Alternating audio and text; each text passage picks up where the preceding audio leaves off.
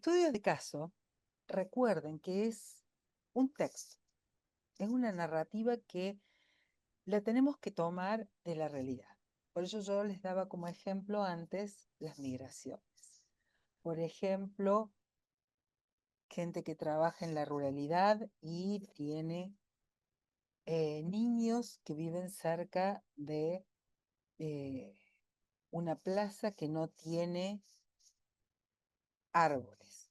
Digo, algo que nos vincule a la realidad. Y vamos a trabajar con ese texto que cuenta y que en general se trabaja en una primera persona. Obviamente que también pueden ser ficticios en el tema de crear un personaje. Eso puede ser muy interesante también para los chicos, crear un personaje, imaginar una situación, un lugar en el mundo, un tiempo histórico, que podrían jugar ahí con los personajes. Tiene que presentar un dilema.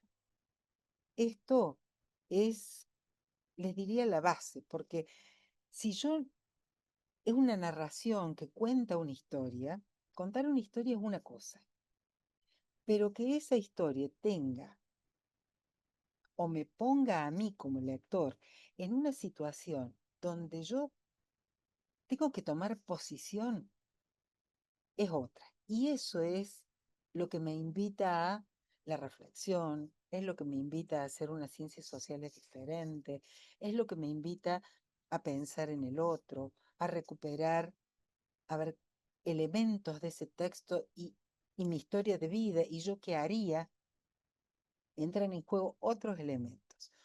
Pensando en un dilema, si me voy o me quedo, por ejemplo, si trabajamos el tema migraciones. Si denuncio la contaminación del agua o no. Vamos a ver algunos ahora ejemplos de esto, de ponernos en una situación en otra y luego llegar a esa reflexión que me permita decir, bueno, ¿y cuál es mi posición? ¿Es esta o es esta? Y encontrar el fundamento de por qué digo una cosa o la otra. ¿Por qué elijo este camino y no este? Por eso es interesante, si yo armo ese estudio de caso desde ese dilema, desde esa situación compleja y demás, el análisis, el debate y la toma de decisiones van de la mano y casi salen solas, ¿sí? Por eso es fundamental que como docentes no perdamos ese primer nudo de lo que es un estudio de caso. Es un texto, una narrativa, cuenta una historia, real o ficticia, en un tiempo, en un espacio, y tiene que sí o sí presentar un dilema o una situación compleja. Miren en este caso, entre los ejemplos, uno de los ejemplos que puse fue el viaje del maíz, del campo a la mesa. ¿Qué temas podríamos trabajar? Todo lo que tenga que ver con ruralidad, con la agricultura, con la alimentación. Y la pregunta, ¿cómo podemos conservar las tradiciones agrícolas? Y ahí podría pensar en el tiempo y podría decir, bueno, ¿cómo era antes y cómo es hoy? Porque en realidad, ¿cómo se cultiva? ¿Cómo se cultivaba? ¿Por qué se cultivaba de esa manera? ¿En qué momento se cultivaba? A partir de la tecnología, nosotros lo hacemos de otra manera. Entonces, si yo empiezo a jugar en mi cabeza como profesor con esta pregunta, puedo armar algo así. Fíjense, yo los hice muy cortitos para que podamos recuperar algo muy, muy, muy simple. Obviamente que esto podría ser un texto mucho más largo, en donde se describa cuáles las tierras altas, qué tiempo tiene, el clima, cómo es el relieve, qué maquinarias hay. Fíjense que es muy sencillo. Y yo puse Don Mateo, o sea, un nombre X. Le pongo el nombre que quiero. Digo, puede ser real o no. Vive en un lugar. O sea, le tengo que poner un lugar porque uno de los puntos centrales es que esté contextualizado. Que yo tenga un lugar donde pueda, inclusive si lo piensan técnicamente, marcar en el mapa. Esta persona, desde niño, aprendió a sembrar maíz con su abuelo. Es decir, esta tradición, y yo recupero en ciencias sociales el tema de las tradiciones, el tema de los modos, el uso del suelo. Hay un montón de cuestiones ahí para trabajar este tema de las técnicas, cómo se hacía. Y yo podría indagar cómo se hace. Es más, podría escribir en ese caso lo que él hacía. Bueno, cuando era niño iba al campo con su abuelo y hacía esto y tenía estas herramientas y lo hacía de esta manera. Podría hacer toda la descripción del proceso y formaría parte del mismo caso. Digo, por eso yo le hice como puntos que luego se podrían abrir, porque yo digo tierras altas y podría poner toda una descripción de eso.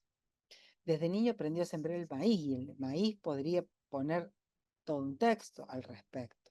Podría trabajar el tema de las técnicas ancestrales y nombrarlas, mencionarlas, describirlas, y sería parte de un texto y sería tal vez un texto largo el caso.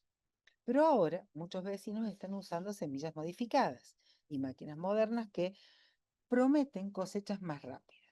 Su nieta Ana, fíjense ahí, empieza otro personaje, su nieta Ana, quiere ayudarlo a vender sus productos en la feria, pero se pregunta si deberían cambiar su forma de sembrar. Porque hay acá una cuestión entre, ¿lo hago de manera ancestral y tengo poca producción? ¿O lo hago de la manera moderna, utilizando estas semillas modificadas? Ahí puedo entrar en ese debate entre lo natural y esto de técnicas modificadas o semillas que tienen esta otra realidad de que producen más rápido. Entonces, empezamos a pensar preguntas. ¿Qué ventajas y desventajas tienen esas técnicas? Pero fíjense que acá no estamos diciendo dónde está algo que yo tenga que sacar literal del texto y responderlo y luego estudiarlo de memoria. Entre ventajas y desventajas puede haber muchas. Podríamos abrir este caso y llevarlo a indagar sobre eso y vincularlo con ciencias naturales y vincularlo con economía, sobre todo en los cursos superiores. Podríamos trabajarlo con historia, y se va abriendo y van a encontrar que podríamos ir y trabajar una entrevista y podríamos convocar a alguien que nos pueda hablar de esto, alguien que nos dé una charla. Fíjense que la segunda pregunta dice, ¿qué pasaría si todos dejaran de sembrar? ¿Qué pasaría? Ya es, puedo empezar a pensar dentro de esas instancias de la investigación en estas hipótesis. ¿Cómo lo podría comprobar? ¿Cómo podría abrir? Yo acá no tengo preguntas cerradas, no se responden con una única respuesta. ¿Cómo podemos valorar y proteger los saberes de nuestros abuelos? Fíjense que ahí ya me lleva a mí a ponerme a pensar, ¿qué valor le doy yo a esas tradiciones? Yo considero que ya están viejas, están obsoletas, voy por todo lo nuevo. Digo, esta parte de la historia, esta parte de mi vida, esta parte de mi pasado en mi abuelo, en mi bisabuelo, cómo lo hacían, y tiene que ver con el tejido, tiene que ver con los modos de cocinar, tiene que ver con la agricultura, tiene que ver con un montón de cuestiones que atraviesan nuestra vida cotidiana. Otro ejemplo, fíjense, en este caso vamos a tomar eh, una historia de una abuela que va a trabajar el tema de el agua, el agua. La parte final dice que en este lago ahora el agua está sucia. Relata cómo era. Su abuela quiere seguir lavando la ropa en el lago, pero María aprendió en la escuela que eso puede contaminar. Entonces acá tengo el dilema. Antes no contaminaba. ¿Por qué antes se hacía y ahora no se puede hacer? Y empiezo a abrir preguntas y de nuevo volvemos a partir de un texto muy cortito, puedo abrir a un montón de contenidos para pensar y para trabajar con los estudiantes. ¿Qué cambio ha sufrido el lago? ¿Cómo podemos cuidar el ambiente? Pero fíjense que siempre va a trabajar y a retomar y a pensar las tradiciones.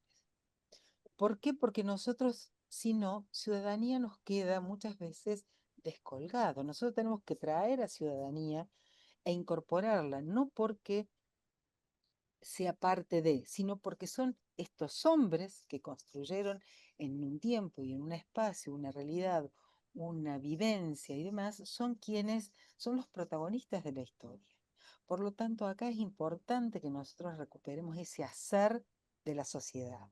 El hacer de la sociedad, pero el hacer no en términos de descripción, sino el hacer en términos de tener a ese otro con un saber, ese saber, eso que se construyó, eso que se produjo, eso que nos lleva a ser hoy quienes somos, porque también nos permite mirarnos y también nos permite pensar por qué somos, en mi caso argentino, en el de ustedes guatemaltecos, brasileros, uruguayos, qué nos da esa identidad. Y esa identidad tiene que ver con esa ciudadanía, esa construcción que se fue dando socialmente. Por eso forma parte eh, indiscutible de las ciencias sociales. Tomo otro ejemplo y acá me voy a meter con el patrimonio. Y siempre fíjense que la pregunta va a ir en dos, en clave de dilema. El turismo, por un lado, que me aporta ingresos y demás, pero por otro lado, la protección de un patrimonio. ¿Qué hacemos? El final dice, un grupo de jóvenes de la región quiere promover un turismo más responsable, pero algunos empresarios locales temen que eso reduzca la visita.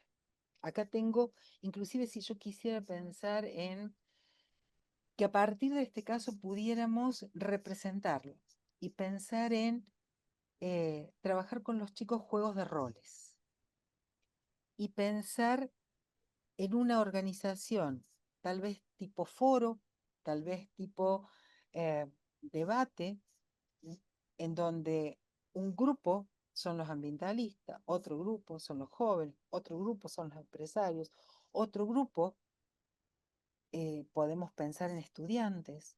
Entonces, a ver, distintos. Ahora, cada uno de ellos tiene que tener un fundamento sólido y cuando vaya a presentar, porque acá lo interesante de un juego de roles es ser, no parecer, no decir que yo soy empresario. Yo me tengo que meter en la piel del empresario y tengo que contestar en términos del empresario, con números, con montos, con actividades, con un estudio y tendré que trabajar con los ambientalistas para decir, a ver, por qué es importante trabajar con ese grupo de jóvenes, qué es un turismo responsable, cómo se realiza, cuál es la propuesta real, ¿no?